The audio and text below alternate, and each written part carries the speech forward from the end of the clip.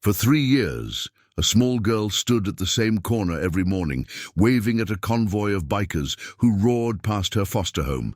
They always waved back, a simple gesture that became her only source of joy in a life marked by silence and loneliness. But one morning, when she didn't appear at her usual spot, the bikers noticed. What they found when they stopped would lead them into a battle against corruption, neglect, and a system that had failed her. And before the sun set that day, 72 riders would make a promise that would change her life forever. The story unfolds in a small town in rural Montana, where a child's innocent routine becomes the thread that unravels a conspiracy of silence. It's a tale of found family, moral courage, and the unbreakable bond formed when strangers choose to see what others ignore. This is not just a story about rescue. It's about the power of showing up, the weight of a promise kept, and the redemption that comes when broken people decide to protect the innocent. At its core, this is a narrative about visibility. A little girl who thought no one truly saw her. A group of scarred men and women who understood what it meant to be invisible.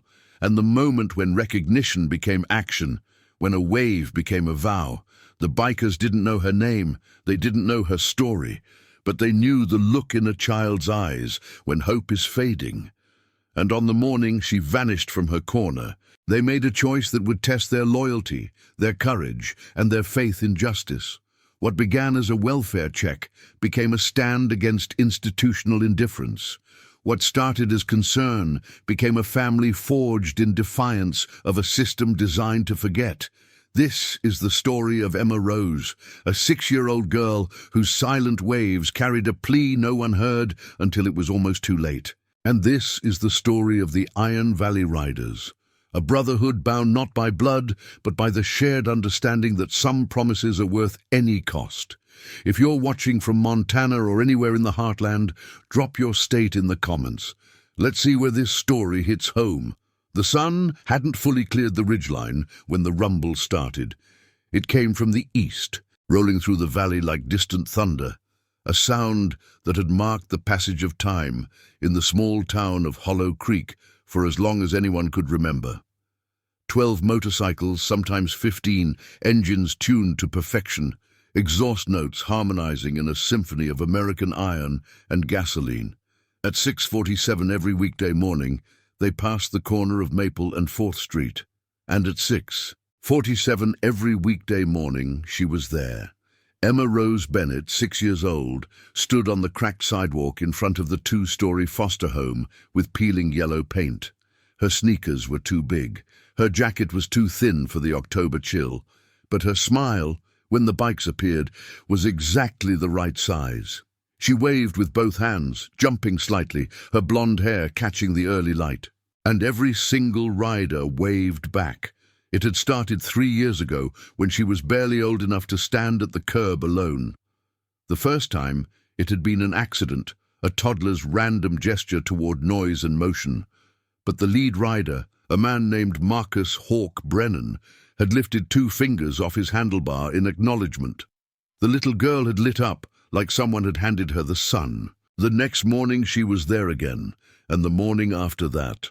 Hawk had ridden these roads for 17 years, ever since he'd come back from Kandahar with a Purple Heart and a limp he refused to acknowledge. He knew every pothole, every stop sign, every face that appeared in windows as the convoy passed. But the little girl on Maple Street had become something more than scenery. She had become a responsibility he didn't know he'd accepted. "She's there again," said Paulie Rodriguez, riding beside him. His voice crackled through the helmet comm. 3 years, never misses a day. "Rain or shine," Hawk replied, his tone flat, but his eyes sharp behind his visor. They rounded the corner. There she was, small, shivering slightly, but smiling. Her wave was frantic, desperate almost, as if she feared they might not see her this time. Every rider lifted a hand, some honked. A few revved their engines, and her grin stretched wider. Then they were past, and she became a memory in their mirrors. "You ever wonder about that kid?" asked Reese, a former Marine who rode tail position. His voice was quieter than usual. Hawk didn't answer immediately. He downshifted as they approached the highway, the bike growling beneath him. Every damn day. "Foster home, right?" Paulie said. "That yellow house. Saw a state van there once." "Yeah." Hawk's jaw tightened. He knew that look on a kid's face. The one that said the wave wasn't just friendly. It was a lifeline, a confirmation that someone, anyone, saw her. They rode in silence after that, the convoy splitting off at various exits as riders peeled away toward construction sites, garages, and warehouses. Hawk worked at an auto body shop on the north side. Paulie managed a landscaping crew. Reese did private security, but every morning they were brothers on the road. And every morning they waved at the little girl who waited. That afternoon, Hawk sat in the shop's office. Grease under his nails, invoice paperwork spread before him. His phone buzzed, a text from Paulie. Saw her again this evening. Walking alone on 4th. No adult. Looked lost. Hawk stared at the message.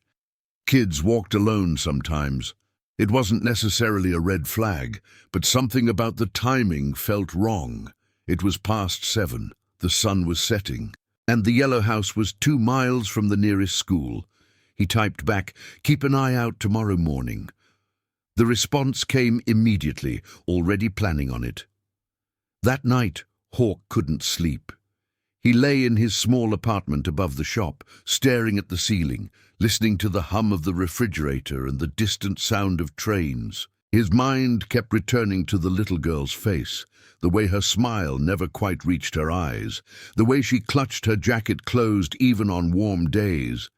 He'd seen that look before, in Kandahar, in the faces of children who'd learned to survive by becoming invisible. At 6:30 the next morning, Hawk was on his bike before the sun crested the hills. Paulie and Reese were already at the meeting point, engines idling.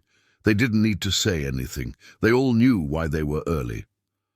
The convoy formed, 9 riders today, a smaller group than usual. They took the familiar route, passing shuttered gas stations and fields, turning gold in the autumn light. At 6:46, Hawk slowed as they approached Maple Street, his eyes locked on the corner. The sidewalk was empty.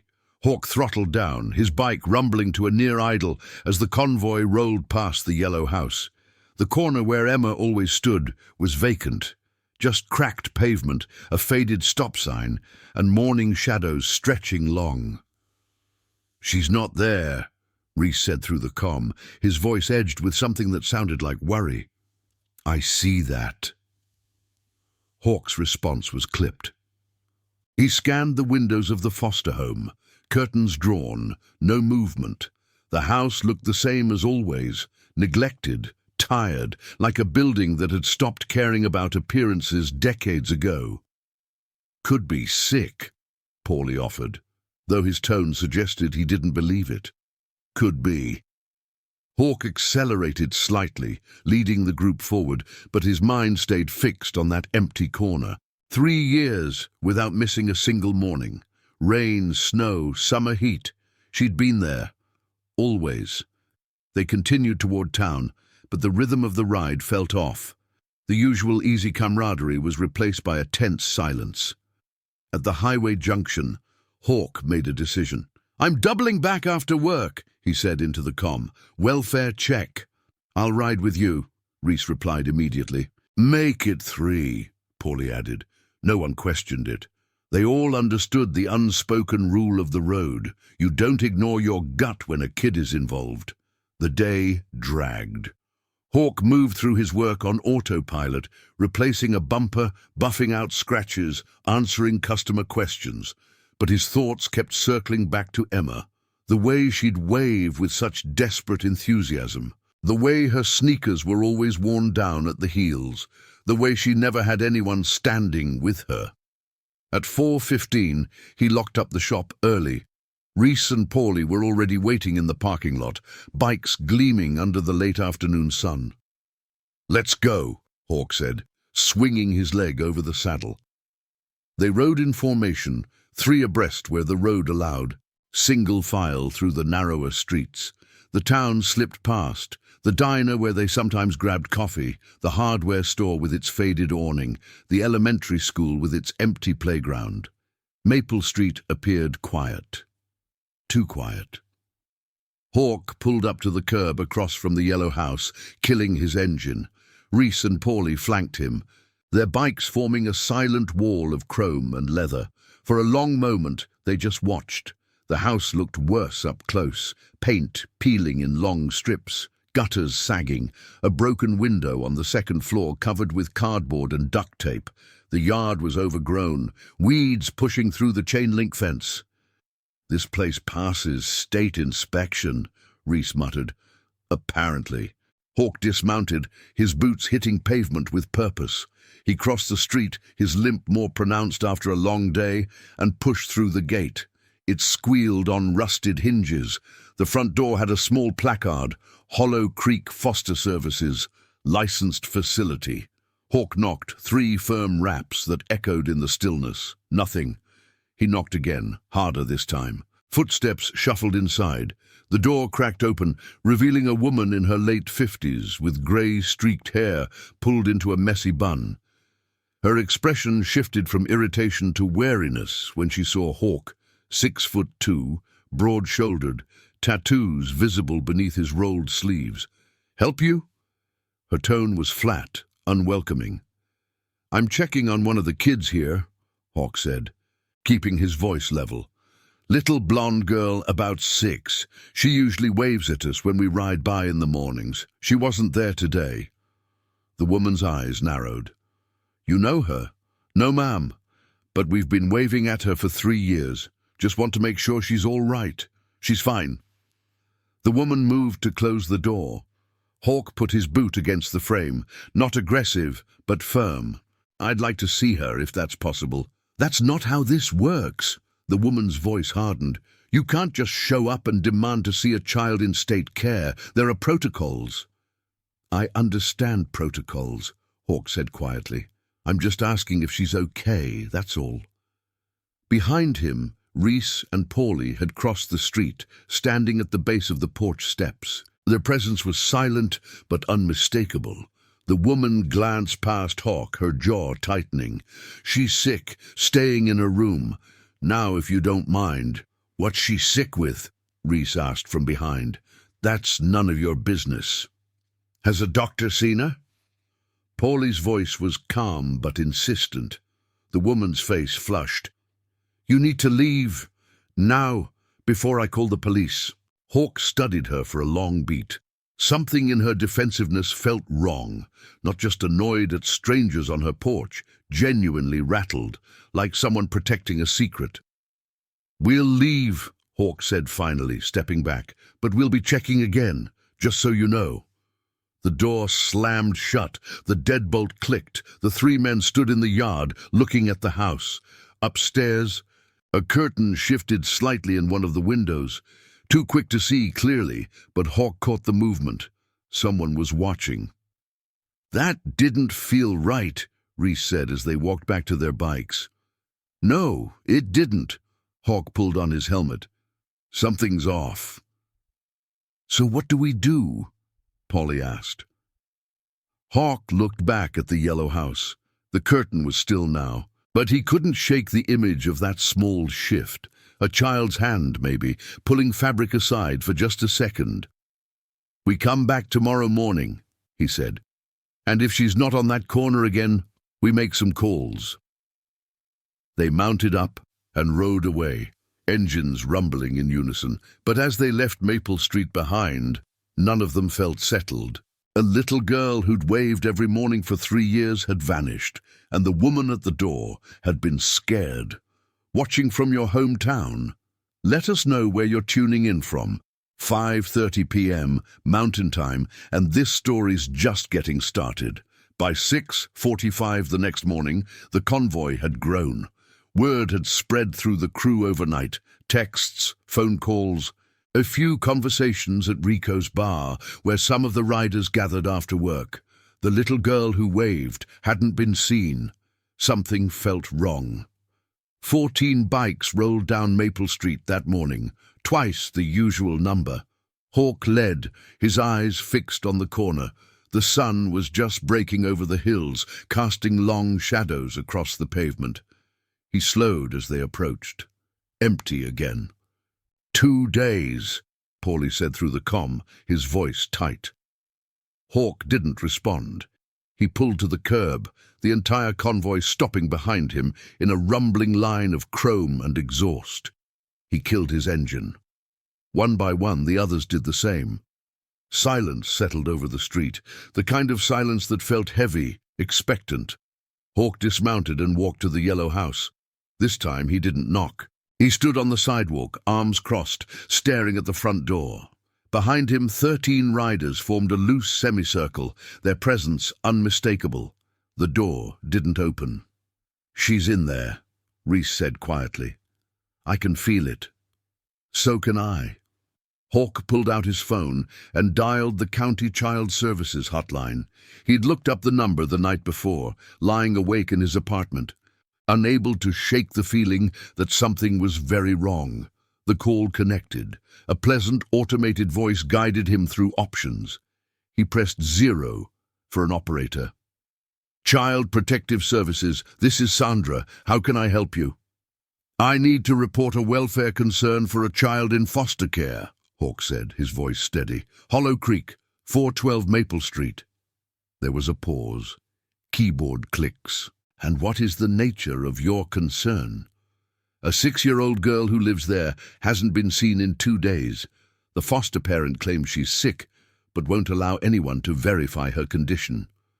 "Are you a family member?" "No." "A teacher or medical professional?" "No, I'm a concerned citizen." More keyboard clicks. "Sir, I appreciate your concern, but we can't act on anonymous reports without specific evidence of abuse or neglect. Has the child expressed distress to you directly?" Hawk's jaw tightened. "She's 6 years old, and she hasn't left the house in 2 days. The foster parent was evasive and defensive when asked about her. Has the child missed school? I don't know.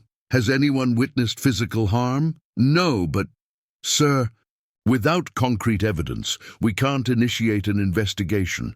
If you witness something specific, visible injuries, unsafe living conditions, evidence of abuse, please call back with that information." The line went dead.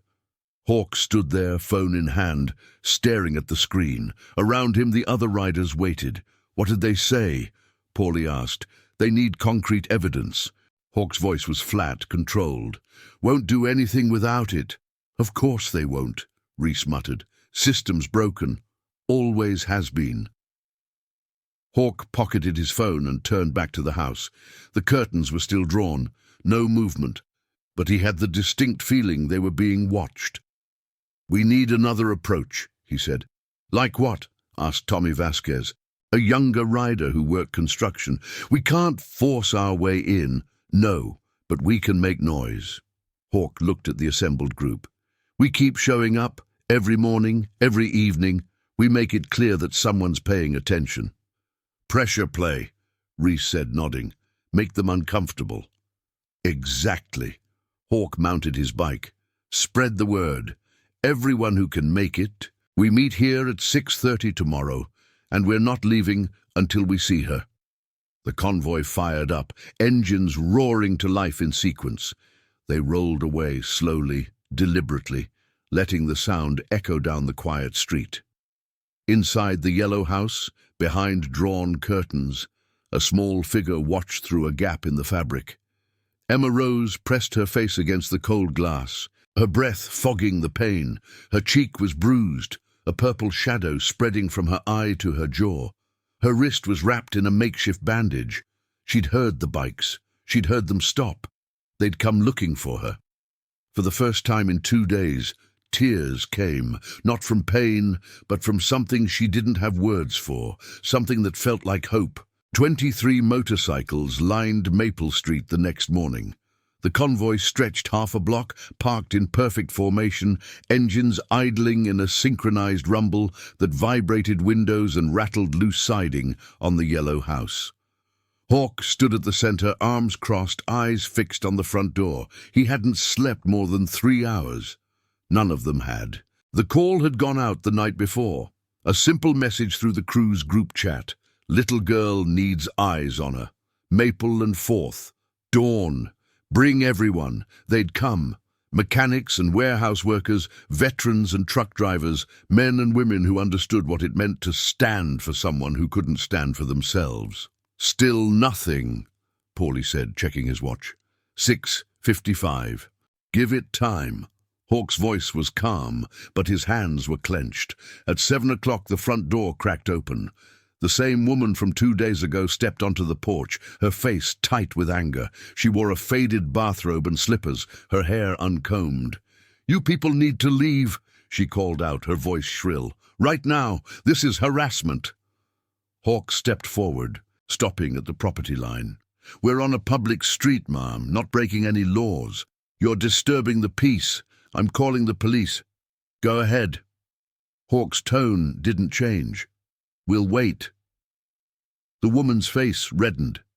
She glared at the assembled riders, then retreated inside, slamming the door hard enough to shake the frame.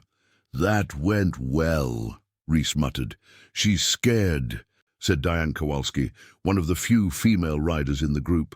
She worked as an ER nurse and had eyes that missed nothing. Guilty people get defensive. Innocent people explain. 15 minutes later, a county sheriff's cruiser pulled up, lights off, but presence unmistakable. Deputy Carson Hayes stepped out, mid-40s, solid build, mustache gone grey. He surveyed the scene with a cop's practiced neutrality. "Morning, Hawk," he said, walking over. They knew each other from the VFW hall. Carson. "Got a complaint about noise and harassment." Hayes glanced at the bikes. "Care to tell me what's going on?" "Welfare check," Hawk said simply. 6-year-old girl who lives in that house hasn't been seen in 3 days. Foster parent won't let anyone verify she's okay." Hayes frowned. "You called child services?" "Yesterday. They said they need concrete evidence before they'll investigate." "And you don't have any?" "Not yet." Hayes sighed, looking at the house, then back at the assembled riders. "Look, I understand your concern, but you can't just park here indefinitely. It's intimidation, whether you mean it that way or not." "We're not intimidating anyone," Diane spoke up. "We're exercising our right to be on a public street."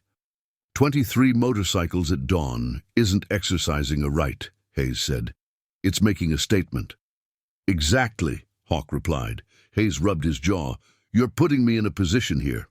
"Then do your job," Reese said from behind. "Go knock on that door. Ask to see the kid. You've got probable cause for a welfare check." "Based on what? A group of bikers who think she should be waving at them?" "Based on a pattern disruption and a defensive caregiver," Diane said. "You're law enforcement. You know the signs."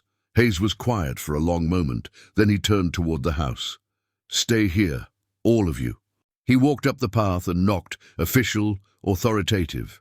The door opened faster this time. The woman appeared, her expression shifting when she saw the uniform.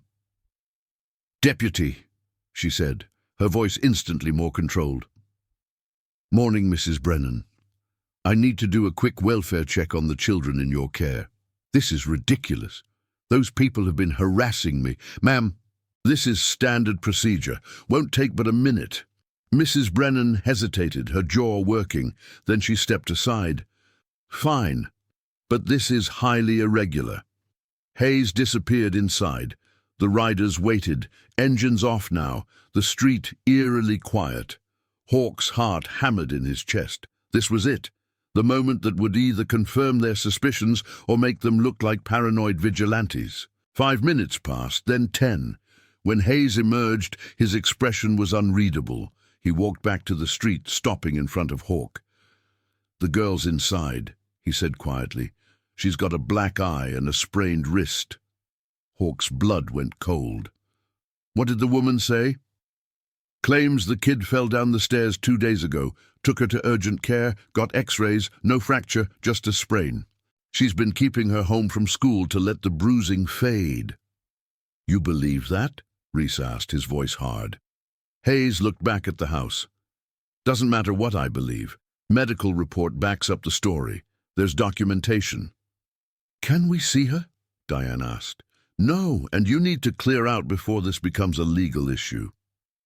Hawk didn't move. Is she safe in there? Hayes met his eyes. Officially? Yes. The injury's documented, the home is licensed, and there's no evidence of ongoing abuse. Officially, Hawk repeated. That's all I can give you. Hayes lowered his voice. But I'll be following up. Random checks. And I'll make sure Child Services knows there's community concern. It wasn't enough. Hawk knew it wasn't enough. But it was something. All right, he said finally. We'll go. The riders mounted up, engines firing in sequence. As they pulled away, Hawk glanced back one last time. In the upstairs window, barely visible through a gap in the curtains, he saw her. Emma rose, small and bruised, watching them leave. Their eyes met for just a second, and in that second Hawk made a silent promise. We're not done. 3 days later, Diane Kowalski walked into Hawk's auto shop, carrying a manila folder and an expression that said she'd found something. Got a minute? She asked, closing the door behind her. Hawk looked up from the engine block he was rebuilding. Always. What have you got? Diane set the folder on the workbench. I did some digging. Called in a favor with a friend who works in county administration. She opened the folder, revealing photocopied documents. This is the file on the Maple Street foster home. Public record, technically, but not easy to access. Hawk wiped his hands on a rag and leaned over the papers. What am I looking at? Red flags. Diane pointed to a highlighted section. The home is licensed for 4 children. There are currently 7 living there. Overcrowded. Very. And look at this. She flipped to another page. 3 complaints filed in the last 18 months. Anonymous reports about inadequate supervision, insufficient food, and 1 allegation of physical discipline that crossed the line into abuse. What happened with those complaints? All closed without action. Insufficient evidence. The home passed its inspections. Hawk's jaw tightened. How does an overcrowded home with multiple complaints keep passing inspections? Diane met his eyes. That's the question, isn't it? I did more digging. The caseworker assigned to that home is Rachel Brennan. Same last name as the foster mother. Her daughter-in-law, married to her son who lives in Billings. Hawk swore under his breath. That's a conflict of interest. It is, and it's illegal, but unless someone files a formal complaint with documentation, nothing happens. We need more than this, Hawk said, studying the papers. We need something concrete, something that forces them to act. Like what? Hawk was quiet for a moment, thinking. Then he pulled out his phone and scrolled through his contacts. I know someone. Used to work military intelligence before he went private. Does surveillance work now? Insurance fraud, that kind of thing. He owes me a favor. You want to surveil the house? I want to document what's actually happening in there. Video, photos, timestamps. If that place is overcrowded and those kids aren't being properly cared for, we'll have proof. Diane nodded slowly. That's a risk. If you get caught, I won't. Hawk was already dialing. But we're running out of options. That little girl has been in that house for God knows how long, and the system isn't protecting her. The call connected. Jake, it's Hawk. I need your help with something. How fast can you get to Hollow Creek? 2 days later, a nondescript grey sedan parked 3 houses down from the yellow foster home. Inside, Jake Mercer, 41, former Army intelligence, now a licensed private investigator, set up a long-range camera with a telephoto lens. This is what we're looking for, Hawk said from the passenger seat, showing Jake a photo of Emma on his phone. Someone in the crew had snapped it months ago during one of their morning rides, a small blonde girl waving enthusiastically at the camera. Got it, Jake said. I'll document everyone who enters and exits, along with timestamps. If the home's overcrowded, we'll have visual proof. If there's neglect or suspicious activity, we'll catch it. How long can you stay? 72 hours continuous. After that, I'll need a break, but I can come back. Do it! Hawk handed him an envelope with cash. Whatever you find, text me immediately. Jake nodded. You're doing the right thing, Hawk. System should have handled this, but since they didn't. He trailed off, adjusting his camera. Someone's got to. Hawk left him there and rode back to the shop. For the next 3 days, he worked, slept poorly, and waited for Jake's updates. They came in fragments. Day 1, 7:15 a.m. 7 children confirmed. Ages range from approximately 4 to 12. No adults visible supervising morning routine. Day 1, 12:40 p.m. Foster mother left in personal vehicle. Children alone in house for 3 hours. Day 2, 8:20 a.m. Your target, blonde girl, age 6, spotted briefly at window. Visible bruising on face still present. Day 2, 6:50 p.m. Argument observed through window. Foster mother physically grabbed one of the older children, unable to capture clear video due to curtain obstruction. Day 3, 11:05 a.m. Child services vehicle arrived, scheduled inspection. Foster mother had children cleaning frantically for 2 hours prior. Inspection lasted 22 minutes. On the evening of the 3rd day, Jake called. I've got enough. Video, photos, timestamps, clear evidence of overcrowding, inadequate supervision, and at least one instance of physical aggression. Send it all to me, Hawk said, and I need you to write up a report. Professional, documented, something we can submit to the state. Already on it. Should have it to you by tonight. Hawk hung up and stared at his phone. They had evidence now, real, documented proof. But the question remained, who would they give it to? The local child services office was compromised. Deputy Hayes had already done what he could within legal bounds. They needed someone higher up, someone who couldn't ignore this. Hawk opened his laptop and started researching. Montana Department of Public Health and Human Services, State Child Welfare Ombudsman, every oversight body he could find. By midnight he had a list. By dawn, he'd drafted an email attaching Jake's full report and every piece of evidence they'd gathered. Subject: urgent child welfare concern. Hollow Creek Foster Home. Documented evidence of violations and conflict of interest. He hit send to 15 different state officials and oversight agencies. Then he called the crew. Meeting tonight at Rico's, 8 o'clock. Everyone who can make it.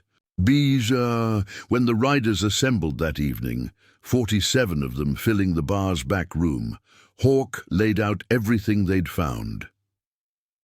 We've done everything by the book, he said, standing before the group. We've got evidence, documentation, and we've reported it to every authority we can think of. Now we wait for them to act. And if they don't? Tommy asked. Hawk's expression hardened. Then we make sure they can't ignore us. If this story's hitting home, hit that like button. Let's make sure this message spreads far and wide. The response came faster than expected. 3 days after Hawk sent the evidence package to state officials, a black SUV with government plates pulled up to the Maple Street foster home. 2 investigators from the Montana Department of Public Health and Human Services stepped out, badges visible, carrying tablets and official documentation. Hawk got the text from Diane, who'd been keeping watch from her car down the street. State investigators just arrived. It's happening. Within 30 minutes the crew had assembled. Not all of them. Some were at work, some too far away, but enough. 19 bikes lined the street, their riders standing in silent formation on the sidewalk across from the house. They weren't there to interfere. They were there to witness. The foster mother, Mrs. Patricia Brennan, answered the door with the same defensive hostility she'd shown before, but it evaporated when she saw the badges. The investigators entered without invitation. They had legal authority now, thanks to the documented violations and conflict of interest Hawk's evidence had revealed. For 2 hours, the riders waited. Neighbors emerged from houses, watching warily.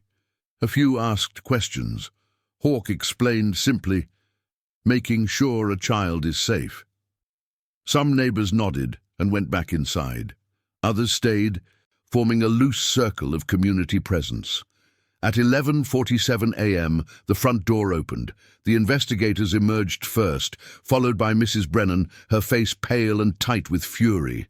Behind them came the children, 7 in total, carrying small bags, looking confused and frightened. Emma Rose was among them, small, blonde, still bearing the fading yellow-green shadow of a bruise on her cheek. She clutched a worn, stuffed rabbit to her chest. When she saw the motorcycles, she stopped. Her eyes went wide. Hawk stepped forward slowly, staying on the sidewalk, not crossing into the yard. He knelt down to her eye level, 20 feet away. "Hey there," he said quietly. "Remember us?" Emma nodded, speechless. "We've been looking out for you." Hawk's voice was steady, gentle. "You're going to be okay now." One of the investigators, a woman in her 50s with kind eyes and steel in her posture, approached Hawk. "You, Marcus Brennan?" "That's me. Your evidence package triggered this investigation. I want you to know that." She glanced back at the house. "This home is being shut down immediately. The children are being placed in emergency foster care while we investigate further." "What about her?" Hawk nodded toward Emma. "She'll be placed with a vetted family. We'll make sure she's safe." "Can I—" Hawk hesitated. "Can I stay in touch? Make sure she's all right." The investigator studied him for a long moment. "You're not family." "No, ma'am, but she's been waving at us for 3 years. We've been waving back. I think she needs to know someone's still paying attention." The investigator's expression softened slightly. "I'll see what I can arrange. No promises, but—" She looked at the assembled riders. "You did a good thing here. Most people look away." "We're not most people," Diane said from behind Hawk. The children were loaded into 2 state vans, social workers accompanying them. As the vehicles pulled away, Emma pressed her face to the window, staring back at the line of motorcycles. Every single rider raised a hand in salute. The vans disappeared around the corner. Mrs. Brennan stood on her porch, arms crossed, fury radiating from her. "You people destroyed my livelihood," she spat. "I've been a licensed foster parent for 12 years. "And you failed those kids, for every one of them," Reese replied, his voice cold. The investigators were still inside, documenting violations. It would be hours before they finished. The riders didn't leave. They stayed, a silent wall of accountability, ensuring the process played out fully. By evening, news crews had arrived. Local affiliates, drawn by rumors of a major child welfare investigation. Cameras rolled as reporters tried to get statements. Hawk declined to speak on camera. So did most of the crew. This wasn't about publicity, but Diane, with her nurse's authority and calm demeanor, gave a brief statement. A child's safety was at risk. The system was failing her. A community noticed and took action. That's all this is. People doing what's right when institutions fall short. The footage aired on the 10 o'clock news. By midnight, it had spread to social media. By dawn, it was regional news. By the following afternoon, it had gone national.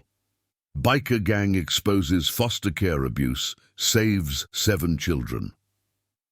The headline was sensationalized, but the core truth remained. They'd seen something wrong and refused to look away. 3 days later, Hawk received a call from the state investigator. "I wanted to give you an update. Emma Rose has been placed with a foster family in Missoula. A couple in their 40s, no other children in the home. They've been vetted thoroughly. She's safe." "Can I visit her?" A pause. "The family has agreed to supervised visits if you'd like to maintain contact. They understand what you did, and they're grateful." Hawk felt something tight in his chest loosen. "Thank you." "No, Mr. Brennan, thank you.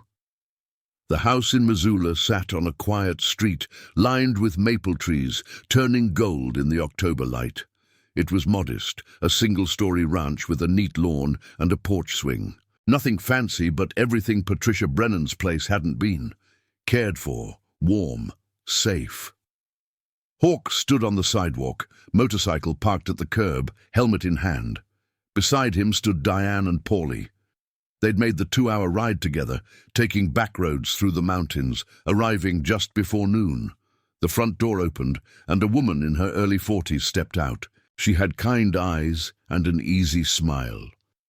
"You must be Marcus. I'm Sarah Chen." She extended her hand. Hawk shook it. "Thank you for letting us come." "Of course. Emma's been asking about the bike people since she got here." Sarah smiled wider. "She's nervous, but excited. Come in." They followed her inside. The house smelled like cinnamon and coffee. Children's drawings covered the refrigerator. A cozy living room opened to the left, filled with natural light. And there, sitting on the couch with her stuffed rabbit, was Emma Rose. She looked different. The bruise was completely gone. Her hair was clean and neatly brushed. She wore new clothes, jeans and a purple sweater that fit properly, but more than the physical changes, something in her posture had shifted. She sat straighter. Her eyes, though still cautious, held a spark that hadn't been there before. "Hey, Emma," Hawk said gently, staying near the doorway. "Remember me?" Emma nodded, clutching her rabbit tighter. "We wanted to come see how you're doing. Make sure you're okay." "I'm okay," Emma said softly. Her voice was small but steady. Diane sat down in an armchair across from the couch. "That's a nice rabbit. What's its name?" "Clover." Emma held it up slightly. "Sarah got it for me." "That's a good name." Diane smiled. Sarah stood in the doorway to the kitchen. "Emma, would it be okay if your friends stayed for lunch? I made soup." Emma looked at Hawk, then Diane, then Paulie. Slowly, she nodded. They ate together at the kitchen table, simple tomato soup with grilled cheese sandwiches. The conversation was careful at first, but gradually Emma began to relax.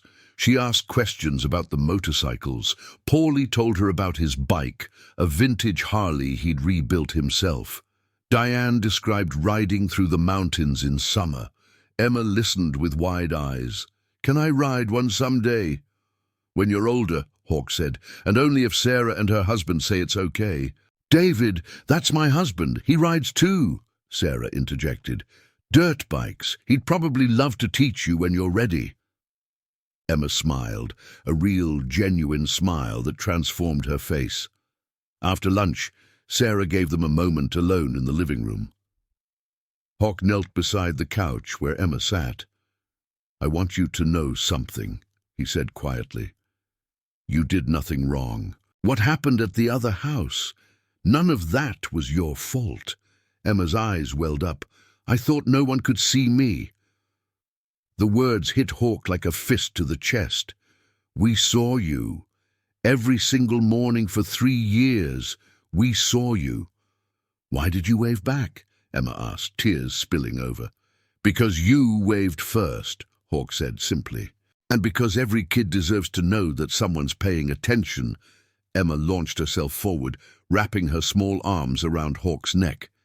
He held her carefully, this tiny girl who'd stood on a corner every morning just hoping to be seen. "We're going to keep checking on you," Hawk murmured. "If that's okay with you and Sarah, we won't disappear." "Promise." Emma's voice was muffled against his shoulder. "Promise." When they finally left, Emma stood on the porch with Sarah, waving. Not the frantic, desperate wave from the yellow house. This was different, confident, joyful, free.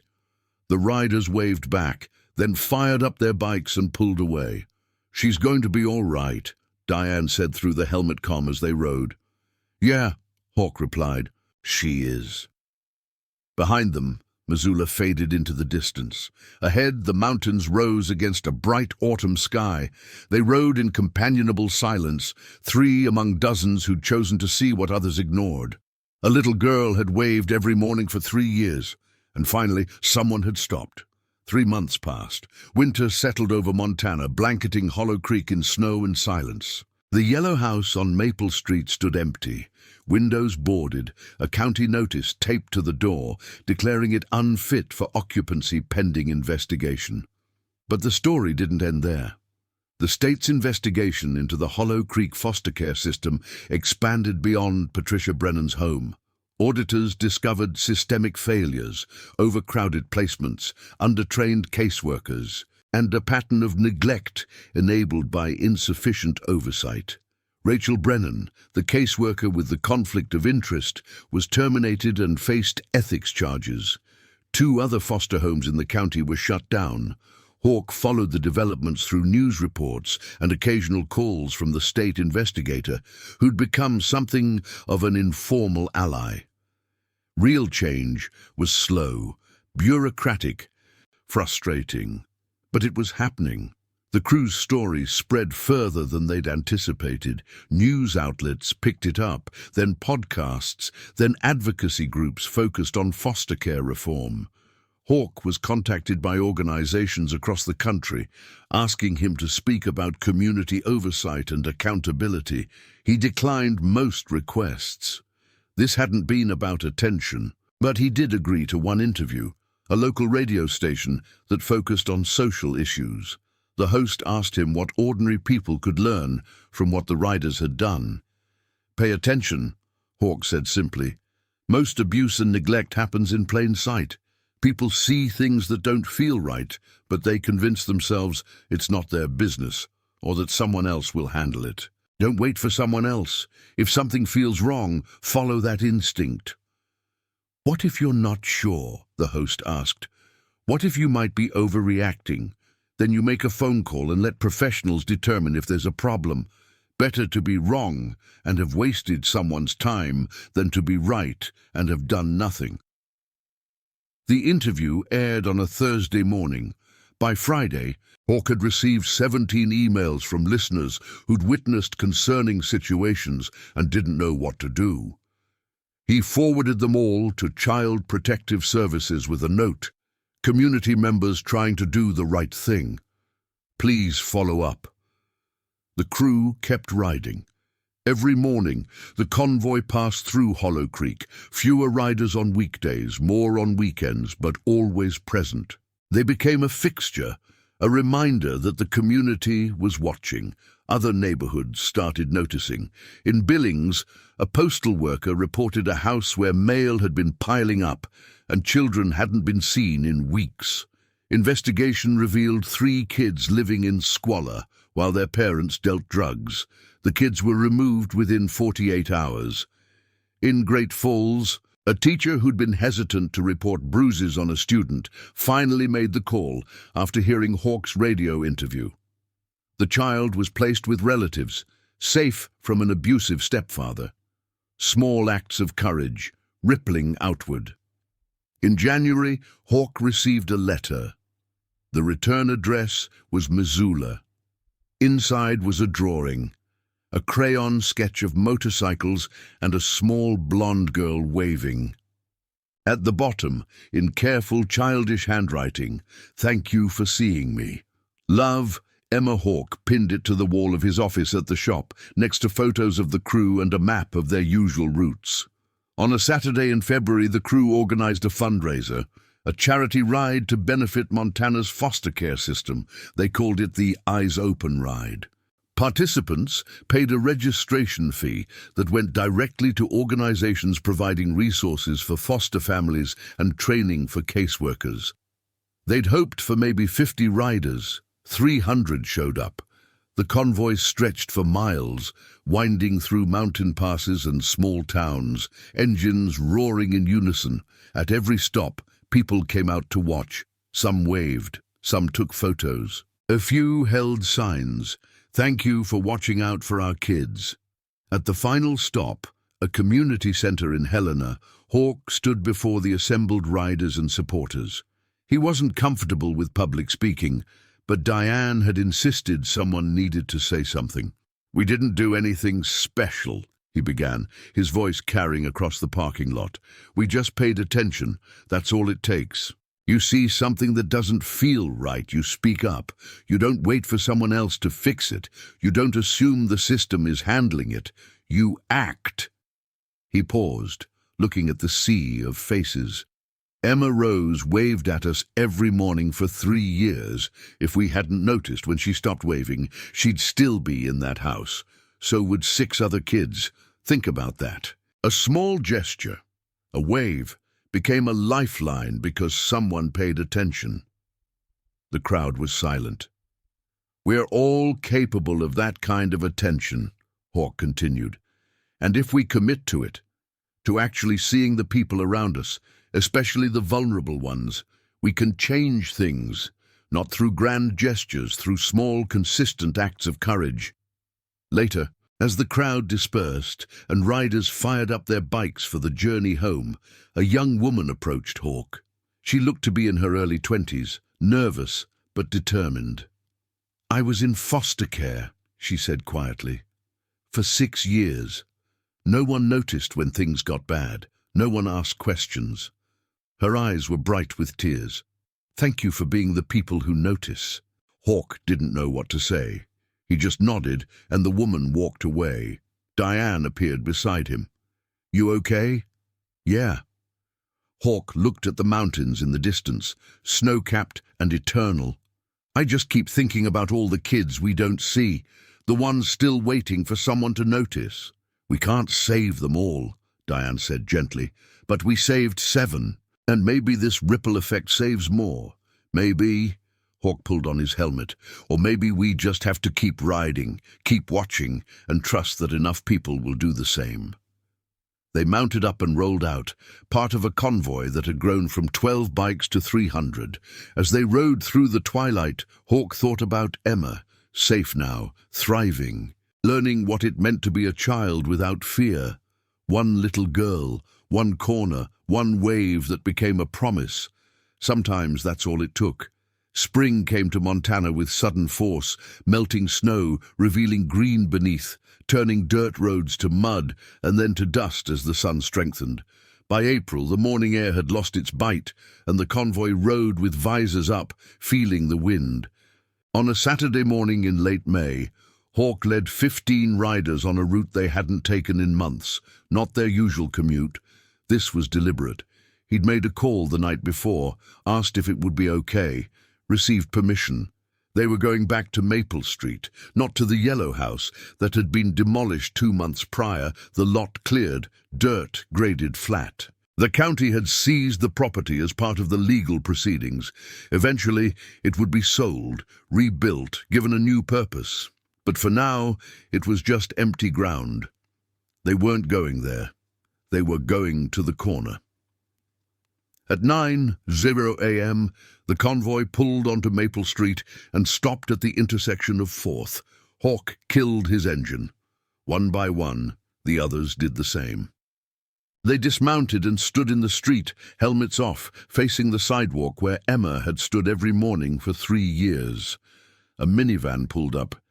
Sarah Chen stepped out, followed by her husband David, a lean man in his 50s with graying hair and kind eyes. From the back seat emerged Emma Rose. She wore jeans, sneakers that fit, and a bright yellow jacket. Her blonde hair was pulled back in a ponytail. She looked healthy, strong, but more than that, she looked present, like a child who knew she belonged in the world. When she saw the motorcycles, her face lit up. "Hawk!" She ran across the grass, and he caught her as she launched herself at him. "Hey, kiddo!" He hugged her, then set her down. "You've gotten taller. And Sarah says I grew 2 inches since January." Emma beamed with pride. "And I learned to ride a bike, a regular bike," she added quickly. "Not a motorcycle yet." "That's a good start." Hawk knelt to her level. "We wanted to bring you back here, to this corner. Is that okay?" Emma's smile faltered slightly. She looked at the empty lot where the yellow house had been, then back at the sidewalk. Why? Because this is where you were brave, Hawk said quietly. Every morning, you stood here and waved. Even when things were bad, you kept showing up. That takes courage. Emma was quiet for a moment.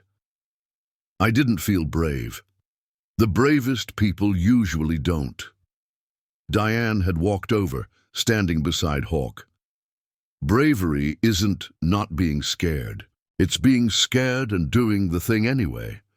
You waved at strangers every single day for 3 years, Paulie added. That's brave. Emma looked around at the assembled riders. Some she recognized, some she didn't. They were all watching her with something in their eyes that she was still learning to identify, respect. Can I stand there? She asked, pointing to the corner. Like I used to? That's why we're here, Hawk said. Emma walked to the curb, the same spot where she'd stood countless mornings. Sarah and David stayed back, giving her space, but staying close. Emma turned to face the street, looking at the line of motorcycles and riders. She raised both hands and waved. Every single rider waved back. Then, simultaneously, they mounted their bikes. Engines fired in sequence, a rolling thunder of sound that echoed down the street. They didn't leave immediately. They sat there, revving gently, letting Emma see what she'd seen hundreds of times before. The crew, ready to ride. But this time was different. This time she knew what it meant. Hawk gave a hand signal. The convoy pulled forward slowly, one by one passing the corner where Emma stood. As each rider went by, they raised a hand in salute. Some honked, some called out greetings, but every single one acknowledged her. When Hawk passed, he slowed to a stop beside her. You're part of this crew now, Emma. Honorary member. That means we've got your back, always. Always? Emma's voice was small. Always. Hawk rode on, the convoy following. They circled the block once, then twice, a parade of chrome and leather, before finally heading toward the highway. As they accelerated away, their engines roaring in harmony, Emma stood on that corner and waved until they disappeared from sight. Sarah walked over and put a hand on Emma's shoulder. You okay, sweetie? Emma nodded, still staring down the street. They came back. They did. They remembered me. Of course they did. Sarah squeezed gently. You're unforgettable. That evening, as the sun set over the mountains, Hawk sat in his apartment above the shop, looking at the drawing Emma had sent months ago. His phone buzzed, a text from Sarah. Thank you for today. Emma keeps talking about her crew. You gave her something she didn't have before, the knowledge that people show up, that she matters. I can't thank you enough. Hawk typed a reply. She's always mattered. We just made sure she knew it. He set the phone down and walked to the window. Outside, the street was quiet. Stars were beginning to appear. Somewhere out there, a little girl was going to sleep in a safe bed, in a warm house, with people who loved her. 3 years of waving, 1 day of noticing, a lifetime of difference. That was the promise they'd kept. Not just to Emma, but to themselves, to be the kind of people who saw, who acted, who refused to look away when it mattered most. The crew would ride again tomorrow. They'd pass different corners, see different faces. And if someone needed them, if a child waved, if something felt wrong, if courage required action, they'd stop, because that's what they did. They paid attention. Thank you for watching Emma's story. If you believe in the power of paying attention, in community accountability, and in standing up for those who can't stand up for themselves, please subscribe to this channel. Every story we share is a reminder that ordinary people can do extraordinary things simply by refusing to look away. Hit that notification bell, because these stories matter, and so do you. See you in the next one.